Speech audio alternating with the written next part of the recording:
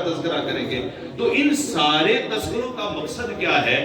اگر تو سبحان اللہ کہہ کے بات ختم کر دینی ہے، سبحان اللہ الحمدللہ ماشاءاللہ قاری صاحب نے اچھا بیان کر دیا، تو بس یہی کہ یہی، تو پھر کوئی فائدہ نہیں ہے. پھر ہم جو آدھا گھنٹہ گزاریں گے وہ بس گزاریں گے ہی، ٹائم پاس کریں گے. لیکن مقصد ان کا کیا ہوتا ہے کہ جب ہم سیرت پاک کو سنیں، وہ ایک بڑی محبت بھری بات ہے کسی نے کی. وہ کہتا ہے کہ یار کیا ہو گیا ہے کہ جو کائنات میں سب سے نرم طبیعت والا بندہ ہے، یعنی اشارہ کس طرف تھا؟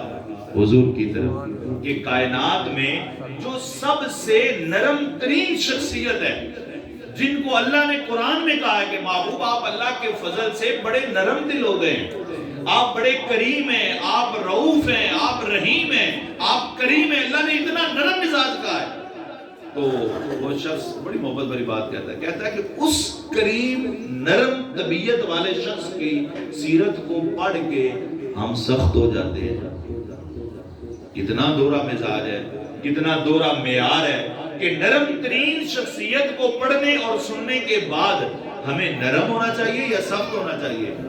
نرم ہونا چاہیے نا. لیکن ہم کیا کرتے ہیں؟ اپنے جیسا کسی کو سمجھتے ہی نہیں. اگر قاری صاحب نے تقریر اچھی کر دی تو قاری صاحب کہتے ہیں میرے ورگا تو پتر مان ہے جب میں کوئی نہیں. اگر میں نے کوئی چنگا کام کر لیا محلے میں تو ہم کہتے ہیں ہمارے جیسا تو کوئی ہے نہیں. مطلب کیا ہے؟ سیرت نرم پڑھ کے ہم سخت ہو جاتے ہیں. تو نرم طبیعت پڑھ کے اگر تو ہم سخت ہو رہے ہیں تو اس کا مطلب یہ ہے کہ ہم نے صرف اس کو پڑھا ہی ہے، اس کو لیا کچھ نہیں اس سے. تو یہ ان سیرتوں کا بیان کرنے کا مقصد یہ ہوتا ہے کہ ہم اس کو اپنائیں، ہم اس سیرت کو اپنائیں اور اس پر عمل کریں.